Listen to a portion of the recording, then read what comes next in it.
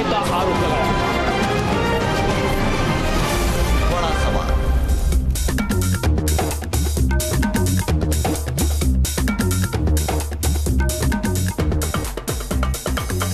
नमस्कार, news nation आप देख रहे हैं। आपके साथ मैं हूं विद्यानाथ झा। शाम के 5 बज गए हैं, वक्त हो गया है बड़ा सवाल।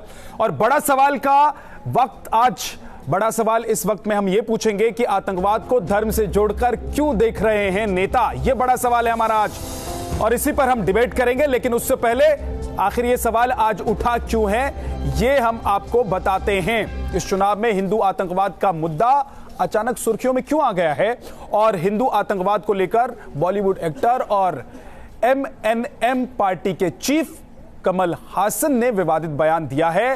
पहले सुनते हैं कमल हासन ने क्या कहा है, जिसको लेकर बवाल मचा हुआ है। சுதந்திர இந்தியாவின் முதல் தீவிரவாதி ஒரு இந்து, அவர் பெயர் நாத்துராம் கோட்சே. அங்கு துவங்குகிறது அது. நான் காந்தியின் மானசீக கொள்ளு பேரன். அந்த கொலைக்கு கேள்வி கேட்க வந்திருக்கிறேன் நான் என்று। तो कमल हसन ने जो कहा है उसके बाद विवाद हो गया है। कमल हसन ने हिंदू आतंकवाद और नाथूराम गोडसे का नाम लिया, जिसके बाद अब प्रतिक्रियाएं भी आ रही हैं। आतंकवाद को धर्म से जोड़ने पर राहुल गांधी ने क्या कहा है, एक बार वो भी सुन लीजिए। न्यूज नेशन से खास बातचीत राहुल गांधी ने की है, उन्होंने क्या कहा है एक बार आपको सुनवाते हैं, उसके बाद आगे बढ़ेंगे। राहुल जी, एक बहुत महत्वपूर्ण मुद्दा है। जब साध्वी प्रज्ञा ठाकुर को उम्मीदवार के तौर पर खड़ा किया गया भारतीय जनता पार्टी के द्वारा, तो उसके साथ साथ ये बयान प्रधानमंत्री जी के सामने आया कि आपने हिंदुओं के साथ आतंकवाद शब्द जोड़ा, आपकी पार्टी ने जोड़ा। आतंकवाद शब्द को किसी भी धर्म के साथ नहीं जोड़ा जा सकता जी। मेरा धर्म में और आतंकवाद में मतलब बिल्कुल अलग चीजें हैं। लेकिन जो आरोप लगता है भारतीय जनता पार्टी, मैंने ऐसी बात कभी नहीं की। आपने नहीं की, लेकिन सुशील कुमार शिंदे जी ने बोला था कि आरएसएस और बीजेपी के लोग जयपुर के अधिवेशन में जहां आप वाइस प्रेसिडेंट बने थे, वहां पर इस तरह की बात आई थी। सुशील कुमार शिंदे जी ने बिल्कुल गलत बात है। उनकी बात कोई गलत मान रहे हैं? बिल्कुल गलत है। कोई भी धर्म को आतंकवाद से नहीं जोड़ा जा सकता। और राहुल गांधी का ये पूरा इंटरव्यू रात 9 बजे आप देख पाएंगे। लेकिन इस बीच प्रधानमंत्री नरेंद्र मोदी ने क्या कहा है इस पूरे मुद्दे पर, आपको सुनवाते हैं। हिंदू आतंकवाद का कुतर्क करने के लिए, हमारी महान परंपरा को बदनाम करने का जो गंभीर षड्यंत्र, और वो भी सिर्फ और सिर्फ वोट बैंक की राजनीति करने के लिए इन्होंने किया है, उसी का जवाब आज इनको मिल रहा है। ये कितने भी हवन करा दे,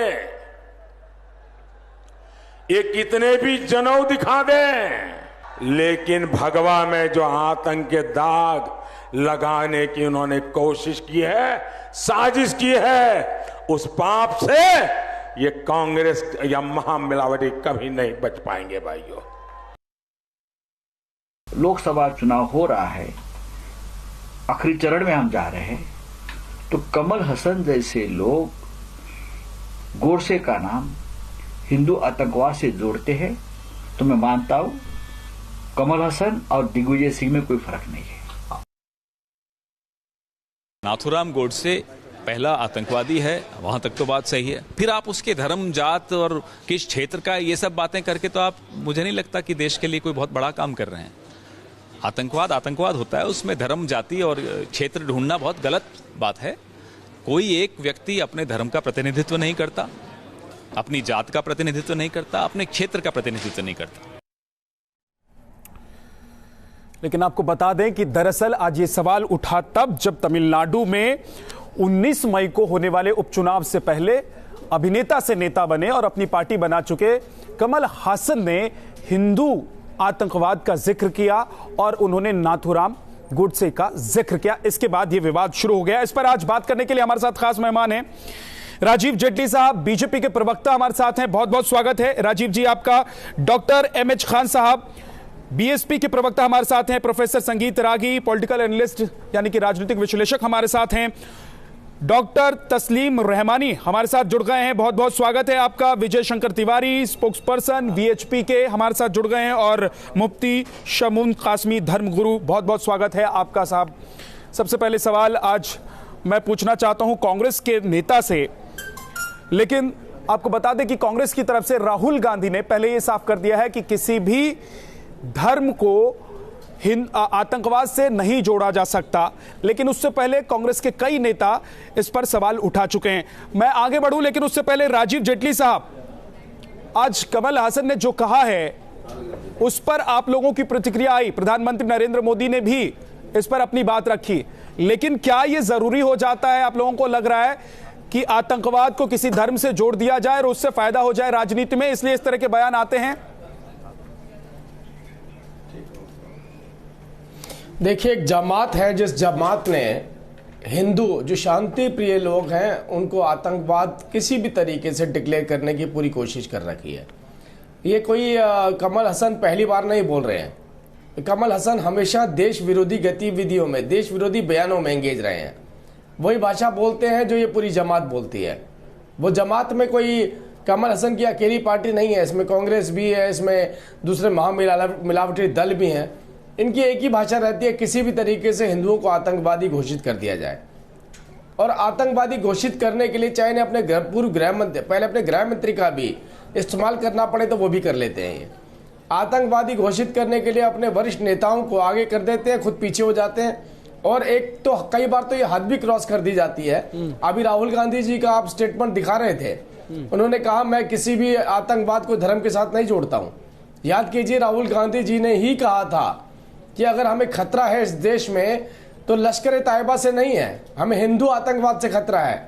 लश्कर तैयबा जिसको पूरी दुनिया ने आतंकवादी मान लिया था, उससे राहुल गांधी को खतरा नहीं लगता। ठीक है सर, तो सबसे लेकिन आज वो कह रहे हैं पूरी दुनिया में जिनकी मिसाल राजीव जी, लेकिन आज राहुल गांधी कह रहे हैं कि आतंकवाद एक अलग चीज है और धर्म अलग है, इसलिए दोनों को जोड़ा नहीं जाना चाहिए। हो सकता है इस बीच चुनाव के दौरान उनके विचार बदल गए हों, उनका मन बदल गया हो और उन्होंने अपनी बात दोबारा कहने से बेहतर समझा कि दोनों को अलग अलग कर दें। लेकिन सवाल यह भी है संगीत रागी जी कि क्या हिंदू आतंकवाद है या नहीं है, और आतंकवाद की दरअसल परिभाषा क्या है?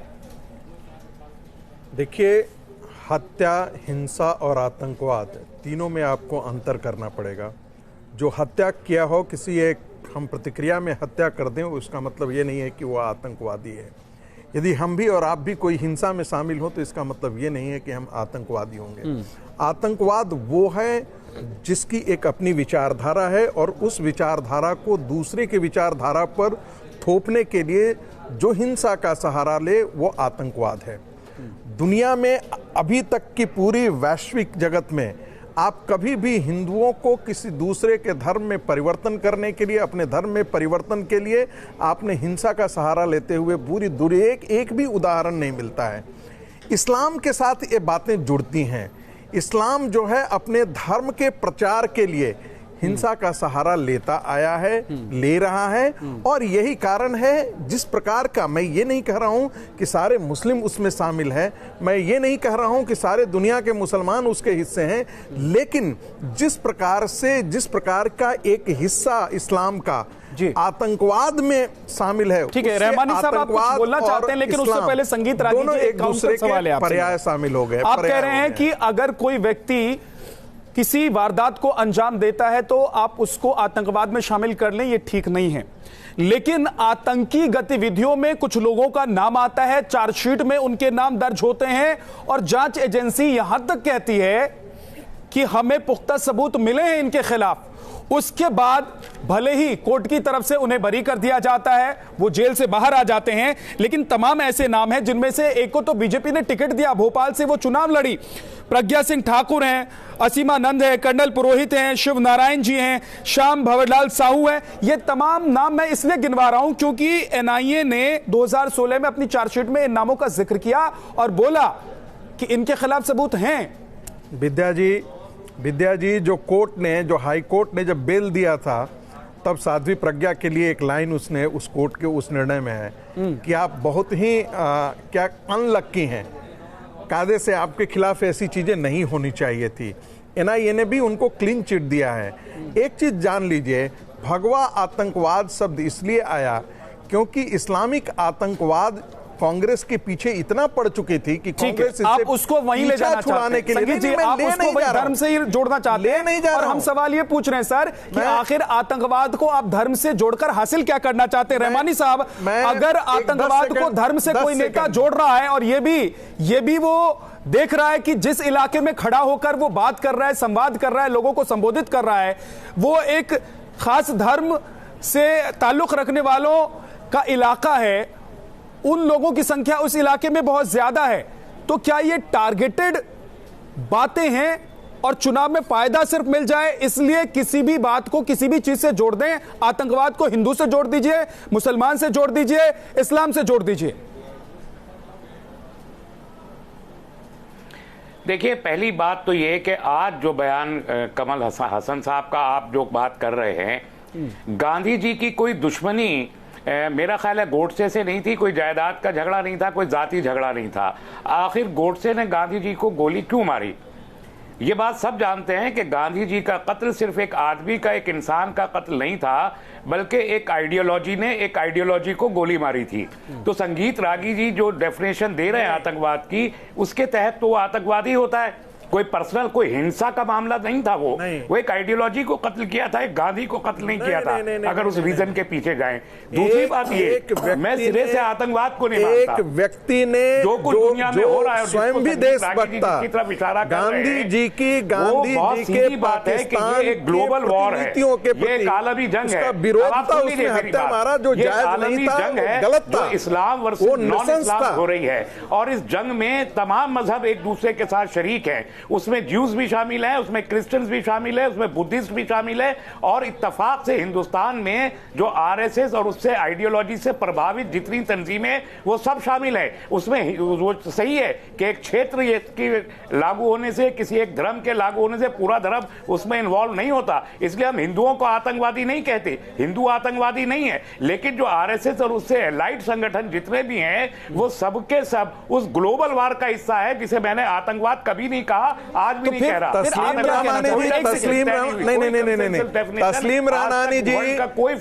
रहमानी जी, इस्लाम जो है वो धार्मिक कोलोनिज्म का, धार्मिक एम्पेरियलिज्म का पर्याय है। मैंने यही कहा कि ये ग्लोबल जंग है, हिंदुओं के साथ ये बात लागू नहीं होती है, आप उसका हिस्सा है। नहीं, कभी हिंदुओं ने दूसरों को इस्लाम के खिलाफ किसी मस्जिद को तोड़ करके, किसी दूसरे के धर्म को तोड़ करके नहीं है, जबरदस्ती चांदनी चौक पर यही इतिहास खड़ा है, यही इतिहास खड़ा है जहां हमारे गुरुओं को चुन दिया गया था क्योंकि उन्होंने इस्लाम का धर्म, इस्लाम स्वीकार नहीं किया। पूरा का पूरा जो है वो मिडिल एशिया, मध्य एशिया में इस्लाम ने आतंक के सहारे इतिहास में जा रहे हैं, आप भी इतिहास में जा रहे हैं, परिणत करा है। रहमानी साहब, आप भी इतिहास में जा रहे हैं, लेकिन सवाल आज का है, आज जिस दौर में हम लोग हैं, जिस व्यवस्था में हम हैं, वहां इस तरह की बातें करना क्या ठीक है?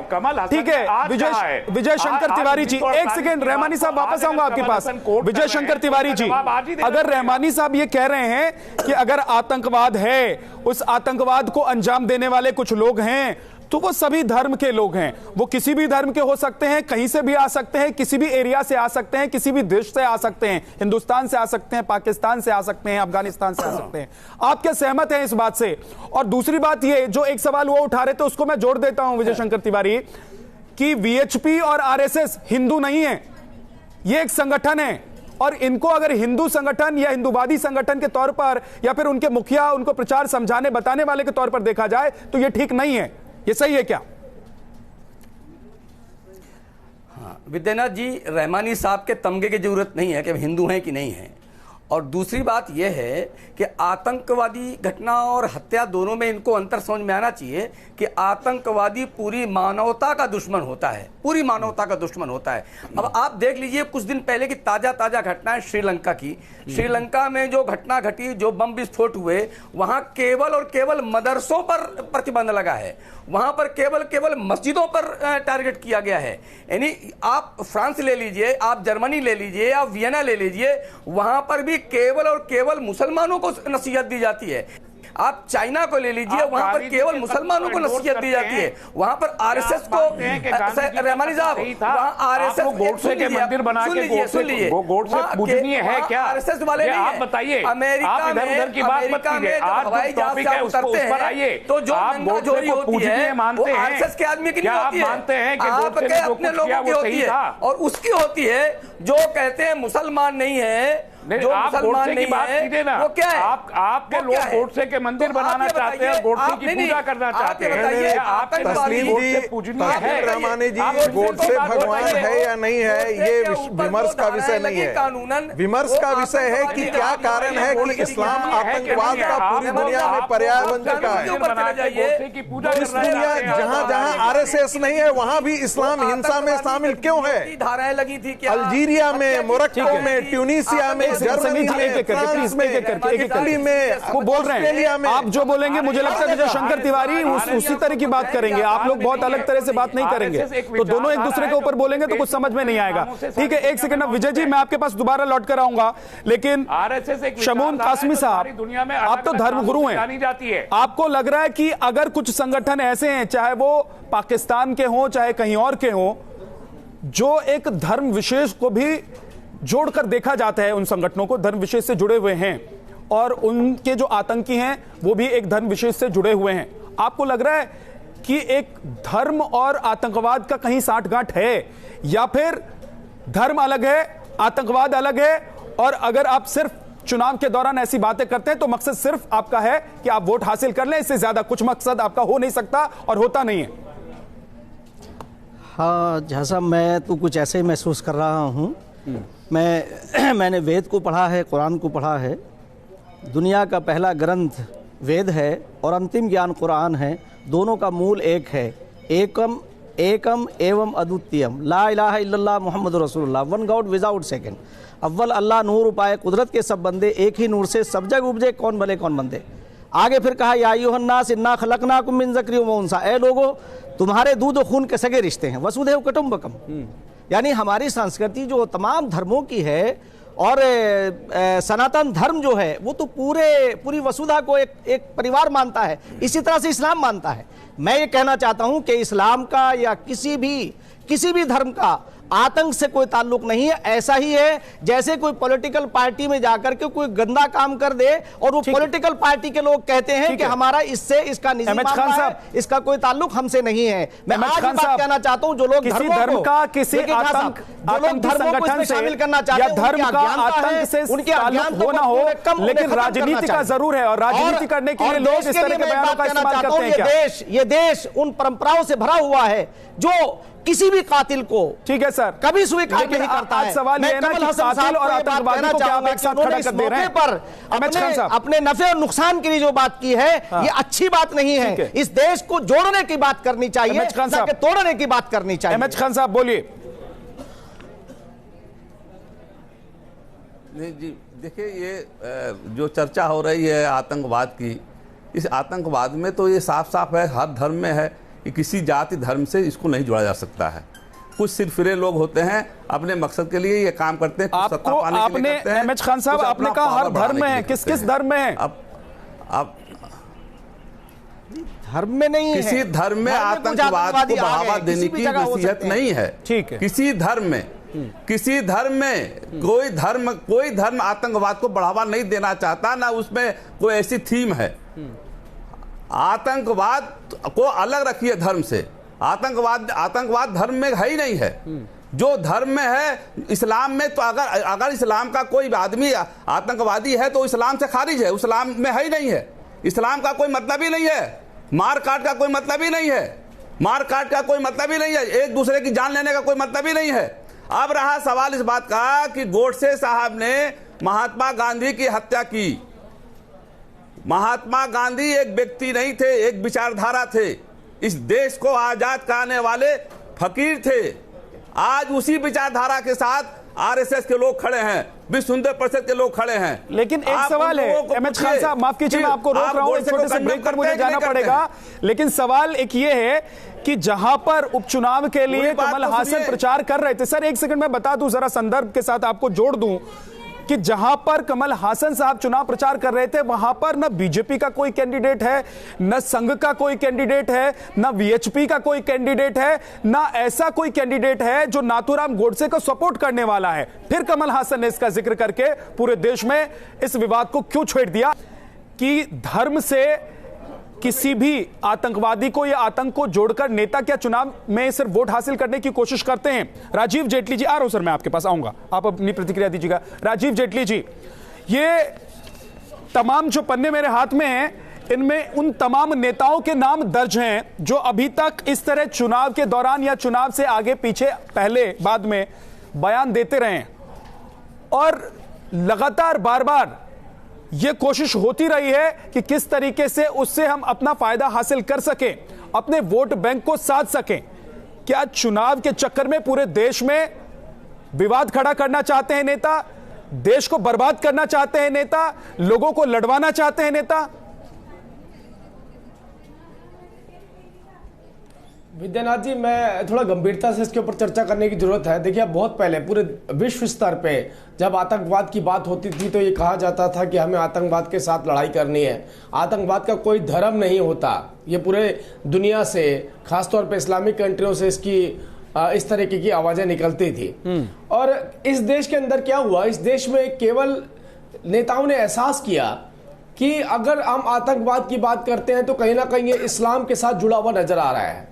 अब क्योंकि आपको मुसलमानों के वोट चाहिए थे तो आपको खुश करना था कि मुसलमानों को दिखाएं कि हमने हिंदुओं को भी आतंकवादी बोला है। देखिए, हम मौके ढूंढ रहे हैं कि कहां पर हिंदुओं तो राजीव जी फिर खुलकर कहिए ना। और आप तो राष्ट्रीय प्रवक्ता हैं, आपको कहने में दिक्कत भी नहीं होगी, आप बोल सकते हैं। आप खुलकर कहिए कि इस्लाम आतंकवाद है, इसलिए दूसरे नेता, विरोधी नेता, विपक्षी नेता ये बात कहते हैं कि हिंदू आतंकवाद है। आप खुलकर बोलिए। फिर दिक्कत हो रही है क्या आपको राजीव जेटली बोलने में?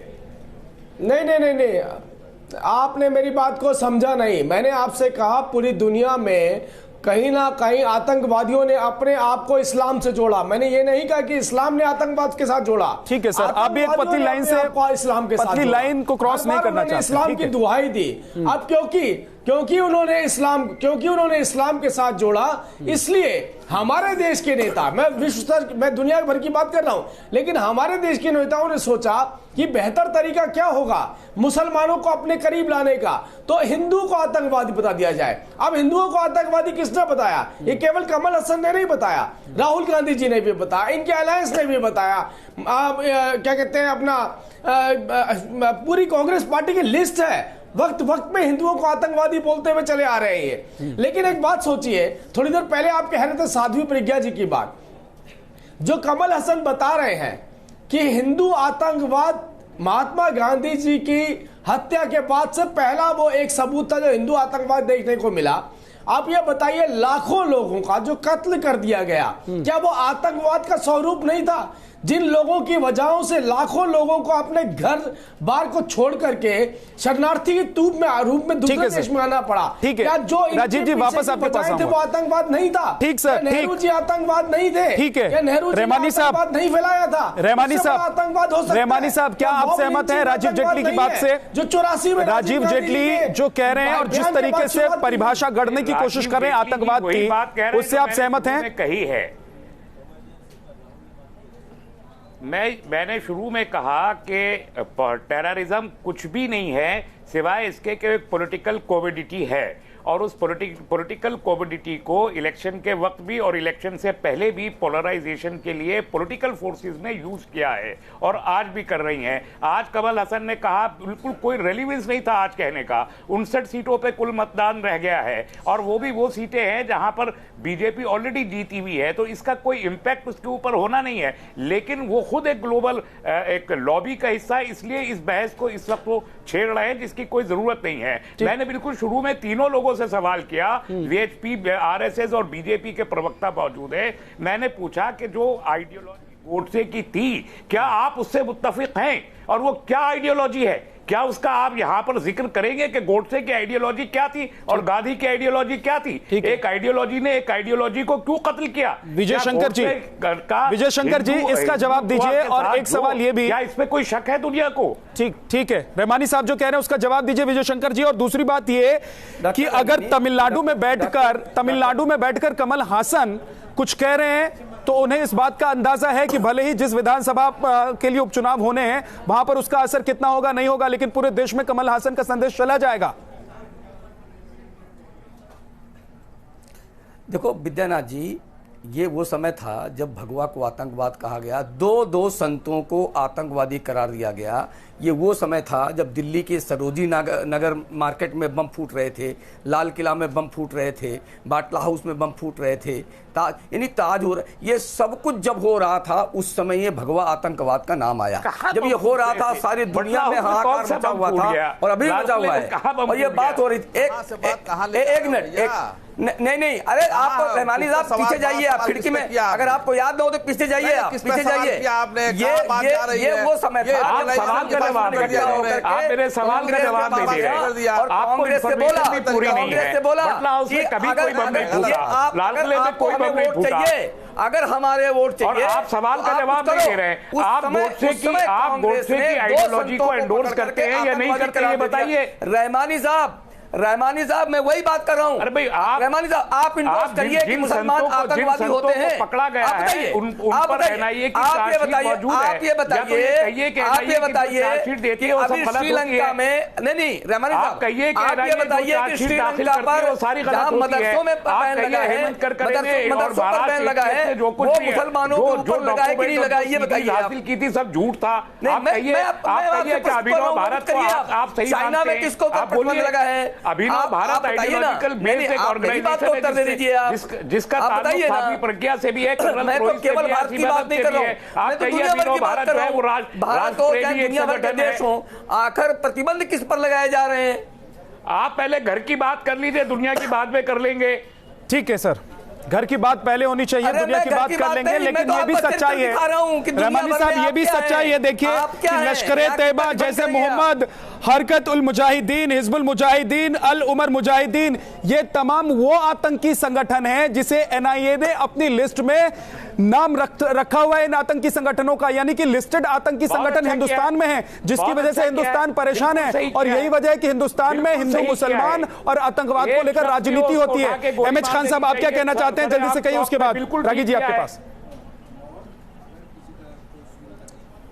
नहीं, जल्दी से कहने के मतलब नहीं है, अगर जल्दी से कहना है तो और लोग बुलवा लीजिए, मुझे नहीं कहना। नहीं सर, बोलिए, आप अपनी बात पूरी कीजिए, मुझे नहीं कहना प्लीज। एमएच खान साहब, नहीं, इस तरह से डिबेट नहीं बैठ पाएंगे आप। आधा घंटा से बैठाएं, आप अपनी पूरी बात रखिए सर, आप अपनी पूरी बात रखिए, आप क्या कहना चाहते हैं कहिए। नहीं, नमस्कार, नहीं, नमस्कार। मैं एमएच खान साहब, आप पूरी बात कहिए, मैं चाहता हूं कि आप अपनी पूरी बात रखें। उत्तर नहीं है,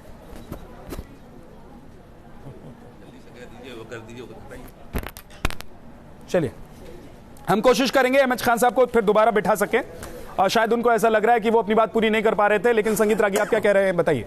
देखिए, मैं दो बातें कहना चाहता हूं। पहली बात तो राहुल गांधी जी पर टिप्पणी करना चाहता हूं। राहुल गांधी एक अबोध और अज्ञानी की तरह बात करते हैं। उनको पता होना चाहिए कि आरएसएस और उसके संगठन जो है 70 संगठन है जो राष्ट्र निर्माण की प्रक्रिया में है, सुदूर जंगलों में काम करते हैं, वनवासी क्षेत्रों में काम करते हैं, दीन दुखियों के बीच में जाकर के काम करते हैं। वो सत्ता के लिए नहीं काम करते हैं, वो समाज और राष्ट्र के निर्माण के लिए काम करते हैं।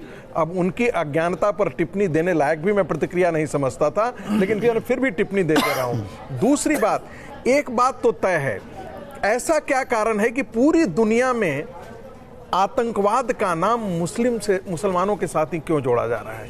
ये देखना पड़ेगा। ये आत्ममंथन का दौर है। मैं ये नहीं कह रहा हूं कि सारे मुसलमान जो है आतंकवादी हैं, लेकिन क्या बात है कि सारे के सारे आतंकवादी संगठन जो है वो हिंदुस्तान की बात करते हैं। संगीत रागी साहब, दिक्कत ये है कि आप हिंदुस्तान की बात करते हैं तो हिंदू मुसलमान और आतंकवाद को एक साथ नहीं जोड़ना चाहते आप, इस्लाम और आतंकवाद को जोड़ना चाहते हैं क्योंकि आपको लगता है कि उससे आपका कोई नुकसान नहीं हो रहा है। इसी तरीके से कुछ नेताओं को ऐसा लग रहा है कि उनको अगर हिंदू आतंकवाद कह के फायदा हो जाता है तो वो हिंदू आतंकवाद कह देते हैं। दरअसल तमाम वो नाम जो आतंकी संगठन है जिसकी वजह से हिंदुस्तान परेशान है वो पाकिस्तान के संगठन है, लेकिन उसकी वजह से परेशान आप लोग देश को करते हैं। नहीं, आप गलतफहमी में है। भारत के अंदर भी है, और यदि भारत के अंदर, यदि कश्मीर के अंदर इतनी घटनाएं घटती हैं, और उसका एक कारण यह भी है कि अंदर से भी उनको इनपुट जाता है, उनको पैट्रोनेज मिलता है। केरला के अंदर भी वो बात है, तमिलनाडु के अंदर भी बात है। ऐसी बातें आप मत कीजिए, आप ध्यान रखिए। There are several Islamic pockets in this country which needs close monitoring, they are dangerous to the nation. और क्या कारण है कि आप दुनिया में कहीं चले जाएं, मुस्लिम लोगों को ही क्यों टारगेट किया जाता है, उनके प्रति ही क्यों शंका व्यक्त की जाती है?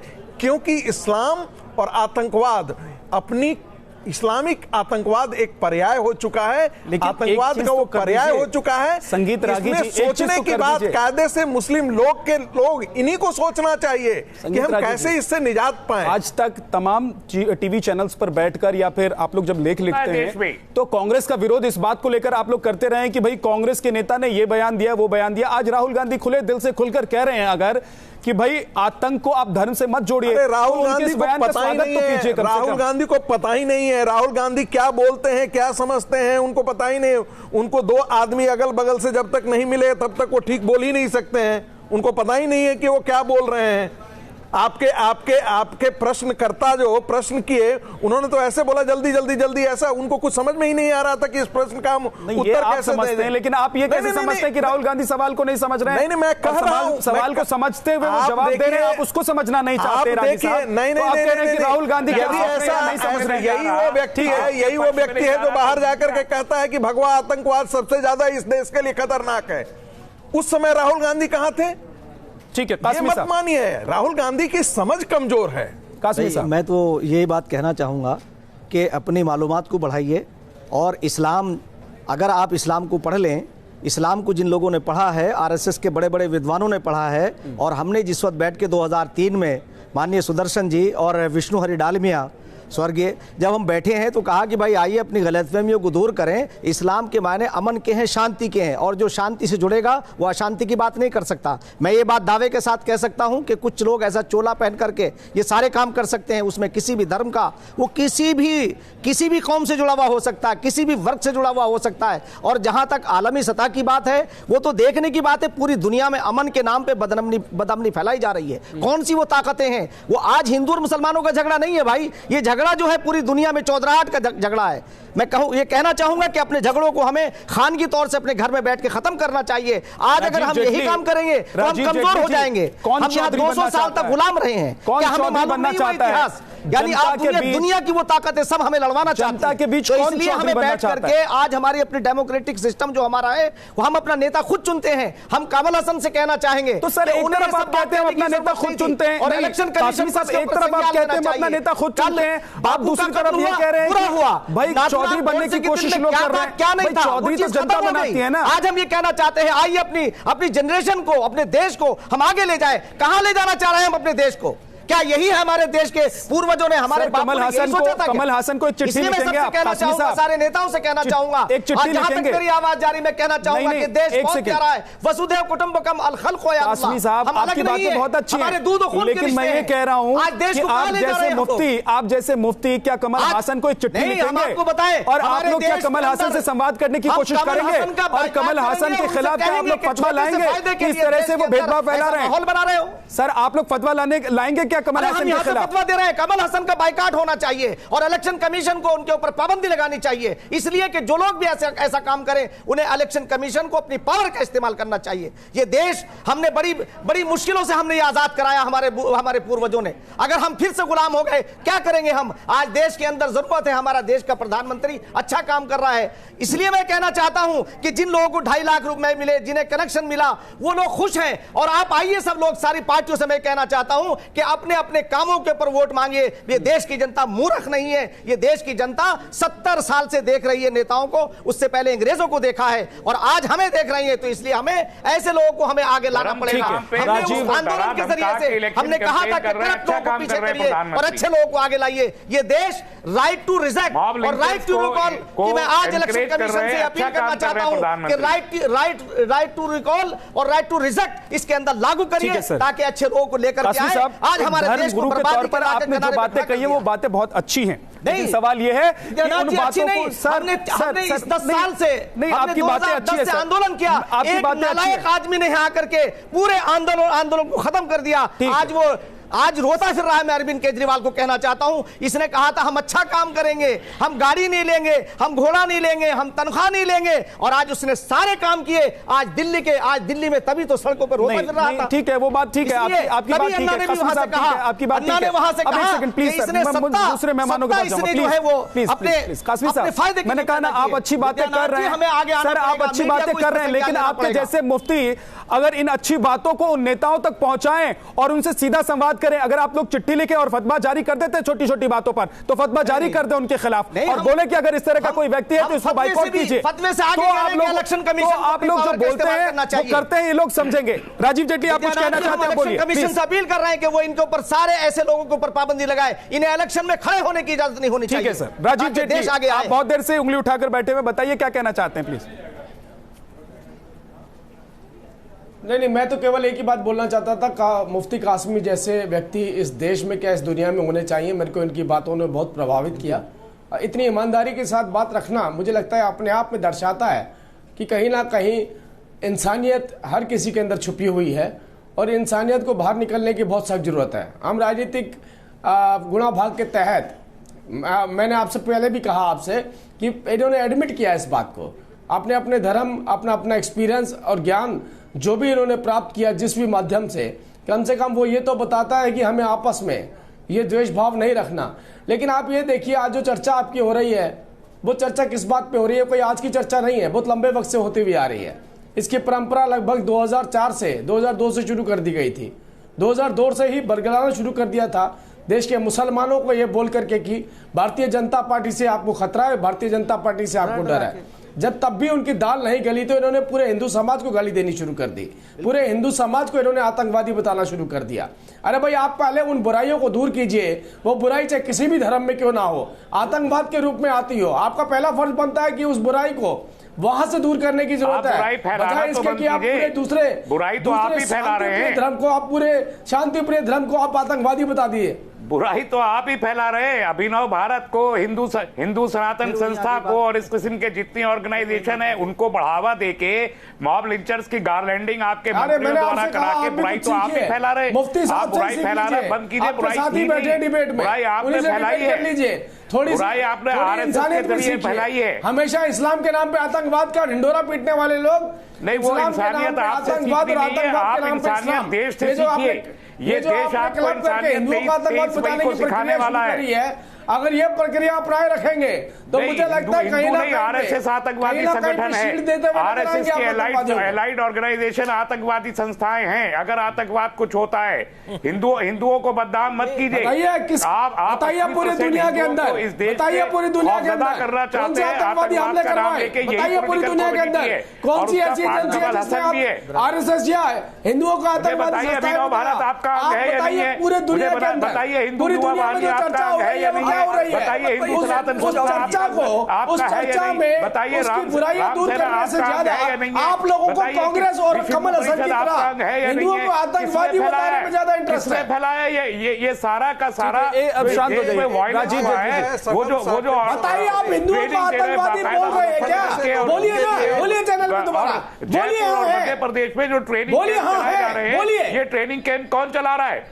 ये तलवारें ये कौन बांट रहा है? ये त्रिशूल कौन बांट रहा है? आपका कहने का मतलब है ये जो आतंकवादी इस देश के अंदर हमारी ट्रेनें, बसें, मार्केट हर जगह उड़ा रहे हैं, वो आतंकवादी इस्लामिक नहीं है, वो हिंदू आतंकवादी। बुराइयां कौन खत्म करेगा? मतलब है जो कांग्रेस पार्टी अपने गृह मंत्रियों पर दबाव डाल के कहती मेरा थी कहने का कि हर मतलब ये है चीज को कि हिंदू आरएसएस से राजीव जी प्लीज शांत हो जाइए, क्योंकि वो जिस संगठन की बात कर रहे हैं, जहां पर हथियार बांटने की बात कर रहे हैं, उसको लेकर संगीत रागी जी जो हैं वो डिफेंसिव हो रहे हैं। क्यों हो रहे हैं आप डिफेंसिव, बताएं। मैं बिल्कुल डिफेंसिव नहीं हूं। देखिए, एक ही बात है, तस्लीम रहमानी पीएफआई के साथ काम करते हैं। पीएफआई वो संगठन है जो एक आईएसआई के साथ उसके लिंक हैं, उसके साथ काम करने वाले संगठन के साथ हैं। और इसके क्या देश के अंदर इस्लामिक टेररिस्टों प्लीज, अगर आप कह रहे हैं कि बोलने के लिए मत बोलिए सर। आप पैनल में बैठे हुए आप जितने सम्मानित हैं, हमारे लिए हमारा दूसरा मेहमान भी उतना ही सम्मानित है। मैं तो इनको खुली चुनौती दे रहा हूं, इसलिए मैं कह रहा हूं मेरे खिलाफ मानहानि का केस दायर कर दें। मैं इनको कह रहा हूं, चूंकि ये इस देश के अंदर इस्लामिक टेररिस्टों को इंटेलेक्चुअल कवर देते हैं, इसीलिए ये हिंदू